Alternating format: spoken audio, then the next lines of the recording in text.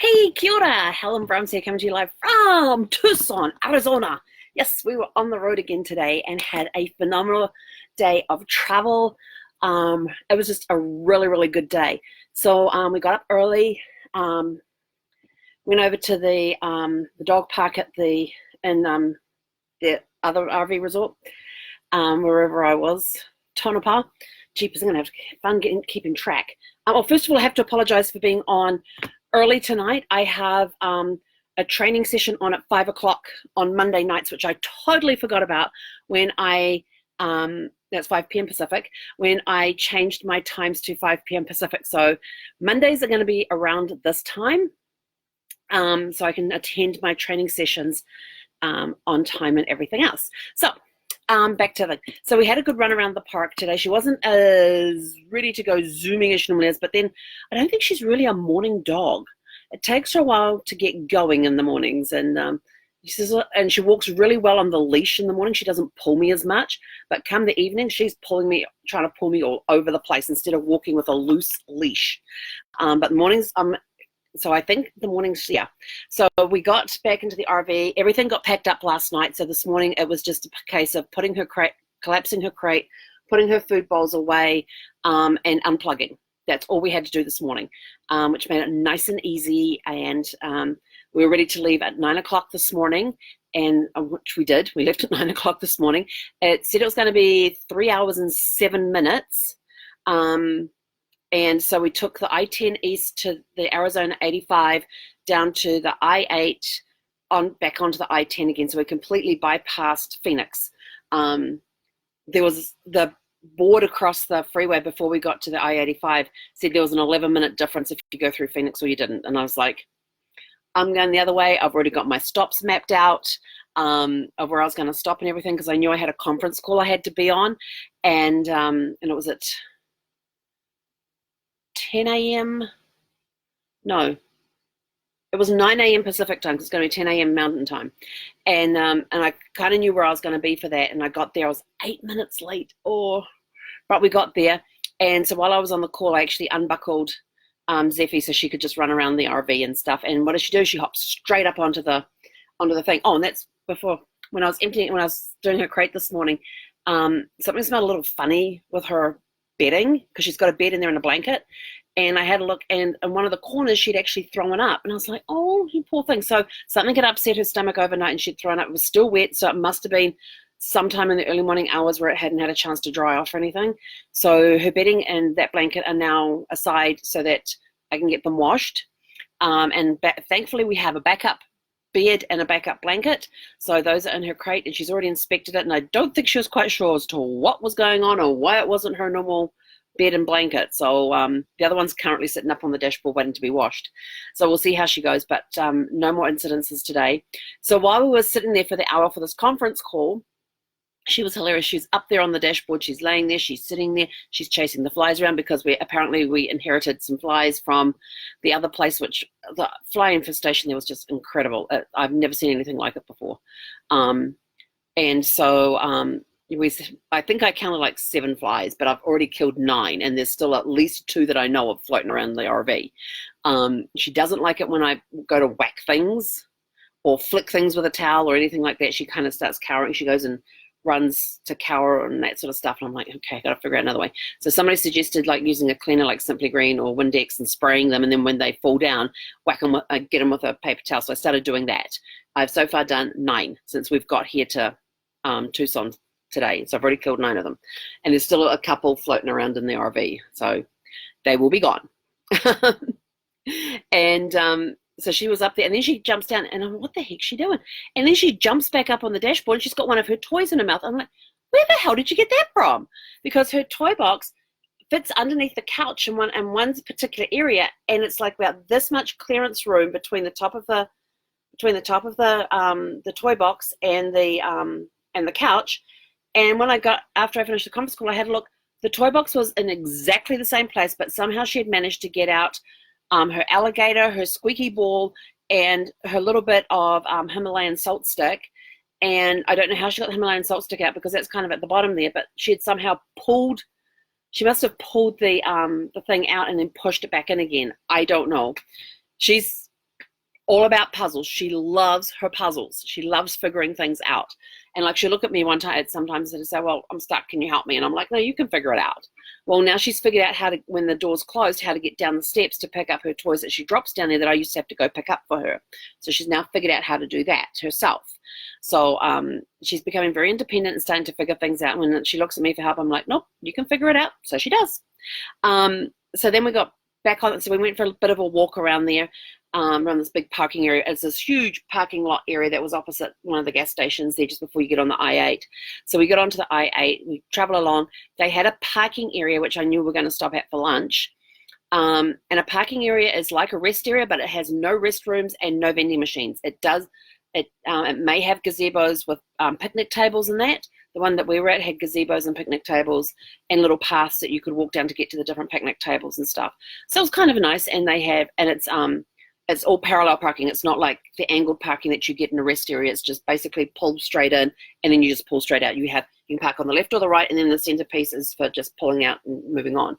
And so we sat there, we had lunch, then got out and went for another walk. Love being able to get out and walk with her because it's normally I would have just had lunch, got back behind the wheel and gone again. But with Zephy, I got to get out and walk. And so we did that. Then after we got back on the I-10, stopped and got gas. Sparkles was a little thirsty, so we filled her up, and then got back on the road. And as we're driving down the road, I thought, I really, really, really want to listen to some music. But I have an issue with listening to music when I'm driving the RV.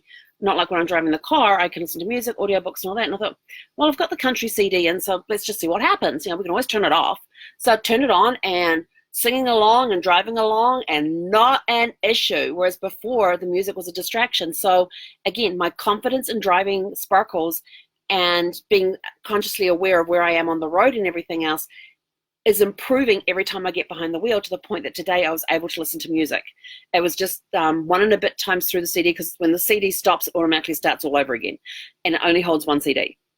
I keep trying to find, I went into where'd I go? Best Buy one time to look at the different stereos and stuff that you could get, because I'm thinking of switching that one out. And I said, oh, what about ones that stack CDs? They said, oh, they don't make them anymore. I'm like, what? They said, yep, no. I said, well, then how are you supposed to put audiobooks in there that you have on CD? Because they're like, well, and you can't change them out while you're driving. So they don't do that anymore. So I'm like, okay. I had to find another way to upload my CDs into iTunes and that sort of stuff. So yeah, so I would listen to music with no deterioration in my driving. I was basically driving and singing anyway, making up my own lyrics as I went along.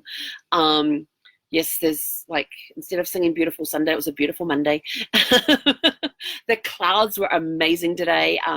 The scenery was fantastic, lots of craggy hills around, and it was just an awesome day. The sky was such that you could have great black and white pictures. It kind of looked like black and white photographs. It was really, really cool, although lots of gray and stuff in them. We did have, where was I? We were on the 85, and we got a couple of rain showers, and that was it. We got nothing else. Although the skies kept threatening, we didn't get anything else. And you could see it raining off in the distance. But we got to we arrived here at the KOA in Tucson, which we had stayed at in October. And had a blast staying here that we extended to 2 weeks, but of course we're only here for the 3 nights. And then we got here, it's pull through, so it was nice and easy, didn't have to back up or anything. So I pulled through, just had to make sure I pulled forward far enough that when I put the bed out, it didn't clip the big lemon tree that's on the back corner on the passenger side. And this thing is weighted down with lemons. Every site has a lemon tree on it. And some of them are tall trees, some of them are a little shorter. We've got a tall one that's actually taller than the RV. And our RV is 12 foot 8 inches, so it's taller than that, and it's laden with lemons. So if you ever want some lemons, just come to the KOA. Yeah, they've got plenty. And they, it's on your site. You can help yourself. It's not a problem. And so we got here at 2 o'clock, so it was 5 hours since we left. But then I thought, we had an hour for the conference call, 30 minutes for lunch, and then filling up the RV takes anywhere from 15 to 20, 25 minutes. That's probably another half hour. So there's 2 hours basically tied up in that. So we were close to our 3-hour actual drive time, which was awesome. So I'm like, yes, we're getting better at this. We're getting better. And we were up to 65 today. We actually had, when we got back on the 10, we actually had the cruise control at 65. So like I said, the confidence behind the wheel is growing and improving every time we get behind it. So it's just, you know, finding your zone, getting into that zone and finding it, knowing where your markers are, to make sure that you're in the center of your lane. I've got different markers. Like I know that, you know, here's my dashboard and here's the edge of the steering wheel. And if I keep the lanes in that spot, I know I'm exactly halfway in the middle of my lane. And I can look in my side mirrors and verify that, yep, I am in the middle of my lane. The cops were out heavy today, though, on the I-10. Once we got off the 8 and onto the 10, we passed three motorcycle cops that had people pulled over. And I was like, wow, they are out in force today. So be careful. So we got here, we got everything, got the jacks down, got the sides out, we got the power hooked up, the water hooked up. And then took Zephy for a walk to the dog park. They have a massive dog park here. I thought the one that we were in Indio was huge. This one's bigger. It would probably be about the size of a football field, including the touchdown zones. It was massive.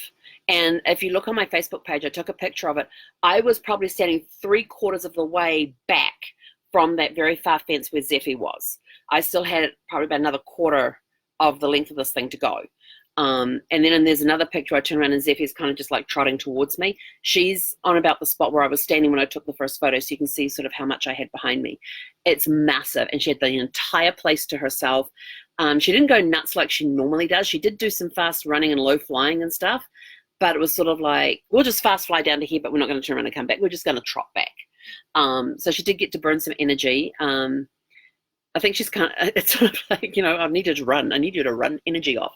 So we got back to the RV, and just after we got back, it rained for about 20 minutes. I had to pull the awning in because it was getting up there and it was waving around, and the wind was coming from that side. And so I pulled that in. Even though it's got the weather sensor on there, I don't trust it because I don't know if it works or not. But maybe one night it will actually frighten me and actually work, because the wind will get up to speed that it needs to pull it in. But yeah, we had one flash of lightning, one rumble. That was our thunderstorm. I was like, okay, fine, whatever. So yeah, so we had some wind. The skies are still threatening at the moment, although, yeah. In fact, if I lift this up, and you can see behind they've got the covered area. Those covered areas are all solar panels. And if you remember last time, I was actually staying under one of those covered areas last time. It was cheaper than staying out here in the open area, which is kind of unusual. But it gets really windy under those cover areas, I noticed when I was last here. But then you don't need the awning out because you're completely under shelter. But yeah, the covered. So I'm a row away from the covered area. Although I was on the other side of the main road. They still have the speed at 9 3/4. So this is the park that when I was walking around on Halloween had the speed zone at 9 3/4, which I thought they'd put up there for Halloween. It's now February. It still says 9 3/4. I don't know how the heck they police that. Got here, and in the patio area up by the main office and stuff, they had they had these people in there set up with like stalls and stuff. So I went in there after I checked in, and it was a gem show that was on. So, you know, all your precious stones and that sort of stuff. And the guy says, oh, we're just getting ready to close up for the day, but we'll be back tomorrow. And I'm like, it's only 2 o'clock in the afternoon and you're already packing up, whatever. So I don't know if I'll have time to pop over there tomorrow because I do have kind of a full morning. And one thing I want to try and do while I'm here in Tucson is get Zephy bathed and get her nails done. So I'm not sure if I'll get a mobile person to come here or find a groomer to take her to.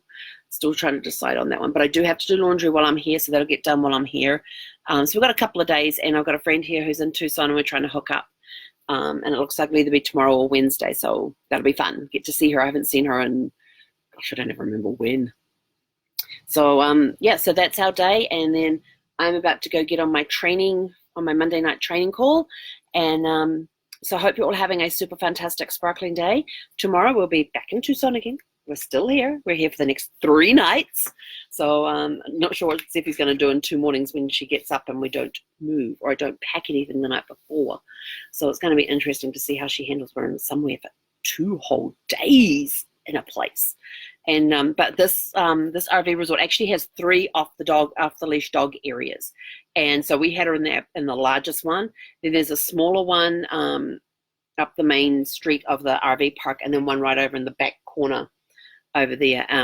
Looking at the map, they look like they may be smaller. So we'll go for a wander tomorrow, maybe tomorrow morning, and figure them out and see. And because it's always good wandering around. The thing I like about the RV parks is I wander around and see the different types of RVs that I think, oh, that one looks really nice. I wonder what the layout's like. So I take note of the model, the manufacturer and the model of it, and then come back and look at it and try and guesstimate like how long they are, and so it gives me some idea of what it's like on the inside.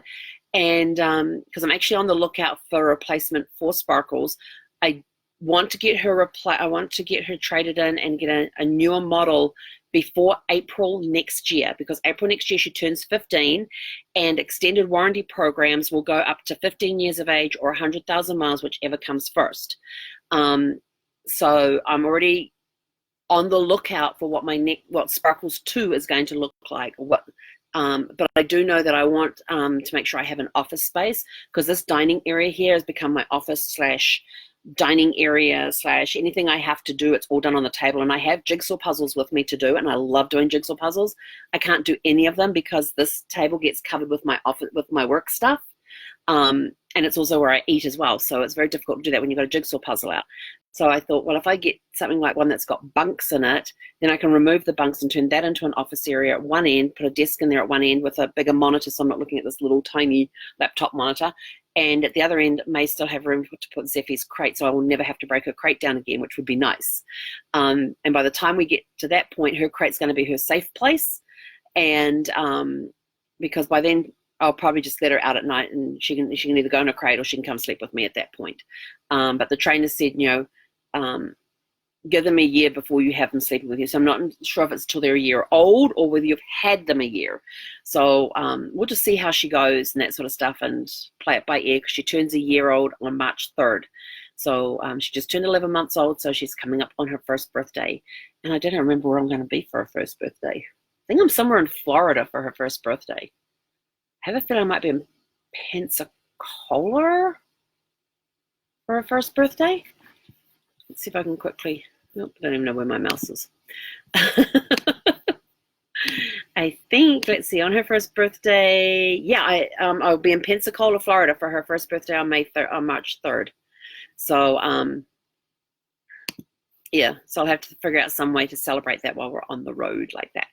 But anyway, it's been an awesome day. Great drive again. I'm always putting out there each morning, thinking in the positive, working on, the secret with the law of attraction. What you put out, you will attract back. So if you put out the positive feelings, you get back the positive. So I'm always looking around and going, it's an awesome day for a drive. It's going to be a fantastic day. We again had basically no wind when we were driving. There was one incident just after we filled up with gas, when we got back on the road. We're driving down the I-10. I did have the music on at this point, and we got a gust of wind that hit us. But that was the only gust of wind that we had the entire drive. If we did have other wind, it wasn't felt, but that was the only one that was actually felt, that had me sort of going, whoop, we got some wind here. Let's get back under control again. And we're all good, and taking a deep breath and blowing it out. Everything's okay. We're under control. And that seems to help a lot too. So playing a very mental mind game while driving is interesting, trying to keep things in the positive, and keeping the positive thoughts going, so that the drive's going to be an awesome drive. We're going to have great traffic. We're going to have great weather. We're going to have, you can't actually use the word no, because if you use the word no, it will turn around and do it anyway. And it's a negative word. So trying to put things in positive lights and come up with positive ideas and things. So playing a very interesting mind game when driving is interesting. Trying to keep things in the positive, learning, remembering the lessons I've learned with The Secret and The Power from those 2 books. I actually started watching The Secret last night and kept falling asleep. And so I looked at Zephy and said, it's nighttime. And so I got up, put the DVD away, and she got up and went into her crate. that was us done for the night, and that we were both in bed by 9:30. Didn't sleep very well last night, but tonight will be a great night's sleep. We're already putting it out there, so we're going to have a great night's sleep tonight. And here comes the rain. I don't know if you can hear it thumping on the roof right now, but we're about to get a major downpour with how heavy it is. So have a super fantastic sparkling evening. I am off to have my get my Monday night training, and we will catch you guys tomorrow. He konera.